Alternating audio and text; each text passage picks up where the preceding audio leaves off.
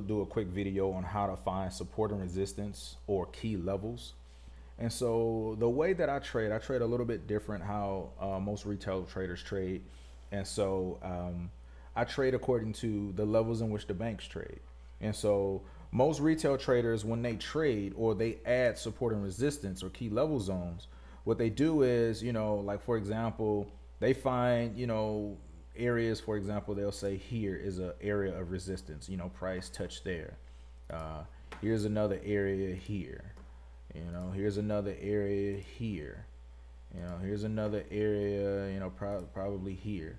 And they're not necessarily wrong, because everyone has their own style and things like that. And these are actually levels of support and resistance, because you can see is respected.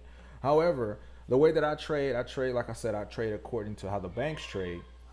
And banks, they use whole numbers when they trade. And so I'm going to give an example of how I find my key levels and my support and resistance areas. So I usually go to the weekly time frame, because the weekly time frame gives you a big picture. I don't necessarily use the monthly, because the monthly, it goes back a little too far, and that information is a little irrelevant to me. So I don't usually use that particular time frame. So I like to stay on the weekly time frame. And so, for example, when you find your areas, once you find the first two areas, everything else will kind of fall in sequence. And I'm going to show you exactly what I mean. And so let's just say I'll start with this area. That's the first thing that I kind of see in 1.15 thousand. So let's just say I start off and I plot an area here on this 1.15 thousand. And I'll double click on this and change this to 15,000. When you look at this area, it's acting as support and resistance. If you're looking at it from the downside, you can clearly see that it's acting as support. This area is respected as support. Even from down here, it's acting as resistance. You can see that. Now, I'm going to find another area. Let's say this whole number here is 1.1 thousand here. Double click. Make sure this is at a whole number. And as you can see prices come down here and kind of respect this area even from this point. So now what I mean when I want to kind of refer back to what I was saying earlier, everything kind of falls in sequence once you find the first two spots. As you can see, these are almost in increments of 5,000s. So if I come back, now the other ones are a lot easier. So this is 10, 15, I can go to 20. Come up here, plot this on. Then the next one, I'll look to do 25.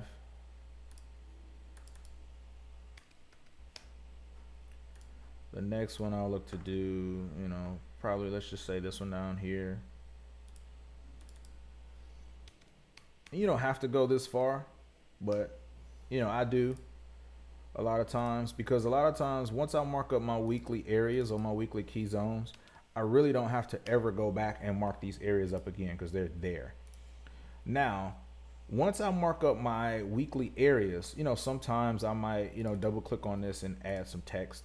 For example, I might say this is 1.2000, which is a weekly key level. I might add something like that on each one of my levels. Just depends. It depends. And so after I find my levels, I'll dial down to the day time frame. And now one thing I want you to understand, each level has a mid level as well. So if you kind of look at this between 1.2 thousand, well, let's just use this one, between 1.25 and 1.2 thousand, what's a mid level that you think that it might be? 22,500. So let's just say if we plot this on a 22,500, make sure this is at that level, you can see this 22,500 area is respected. So like I said, every single level has a 22,500. So you will plot those different levels on there as well. Once you have those levels, then I kind of dial down to a smaller time frame to kind of, hone in on price action and things of that nature. So for example, let's kind of do this one as well. So we'll plot this mid level on here, 500. And then once we kind of dial down to like the 4 hour time frame, this is the time frame in which I actually really like to trade. When you're here, you can actually start plotting your zones because price don't necessarily stop at a specific number all the time. You want to put it in a area, which is a zone. So what I'll do, I'll draw a box. Let me go ahead and change the color of this box to a blue key area or something like that. So you can actually clone this box and you can set up your different zones, your key level or your support and resistance zones, because price moves in between your zones. You know, you can put them down here, and the box don't have to be a specific size and things like that. But you know, price, you want price to kind of respect that zone. That way you understand that that's an accurate key level. Now, one other thing I want to kind of mention is between these levels, there are minor levels that you do your actual day-to-day trading through. So for example, let's just say you got this 1.2 thousand. And so I would look for a 1.19 thousand, which would be somewhere around here. Let me kind of change the color of that. I'll do that as a minor area. 19. And so a lot of times when I take trades, I trade off of key levels and trend lines. And so if you're at a key level and I trade from level to level, 1.19 up to this 1.20 thousand, if price was going for a buy, which it looks like it kind of sort of is. And between each one of these levels, that's 100 pips. So if I kind of measure from here down to this area, you can kind of see that's 100 pips. So a lot of times when I take trades, I would literally wait for price to reach a key level, minor level, whatever you want to call it, wait for some sort of Japanese candlestick to confirm the direction in which price is going, and I would take that trade and ride it to the next key level. So for example, let's just say if this trade retested and it gave me a higher low or some sort of a situation like that. Let's just say the higher low was somewhere around here or whatever, and I took this entry. My take profit would be literally at the next key level. And so that's how I trade a lot of times, and that's how you actually find your different levels and things of that nature. So like I said, you know, you can trade from level to level, 19 to 2, you know, this 1.20 thousand, or you can trade this 19 to this 18 here. And then you can also trade between mid levels as well. So just be mindful of your whole numbers and your middle and your mid levels. Those are called quarter levels, some people call them.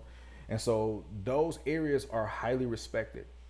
And so, you know, other traders, you know, they trade with, you know, plotting on different things here and there, which is not exactly at the 500 area, but you can classify that as a zone. So let's just say, for example, you see someone plotted their area here, but, you know, me, since I say I like the whole numbers, you know, to actually cover the area that most traders use and things like that, you know, I will come here and maybe probably plot a little small box to kind of cover these wicks in this area here. And so a lot of times I would trade like that just to keep mine concise as the whole numbers, because it makes sense to me as opposed to just putting a random number. That's what I would do. I would put it at a whole number, draw a box where price is kind of respecting. As you can see, if I just came over here, is respecting. Kind of draw a box to kind of isolate that zone. And it allows me to see, you know, that particular area as an area where price is respected, and I trade, and it allows me to trade a lot better off of that. So like I said, I hope this was informative. I hope it blesses somebody.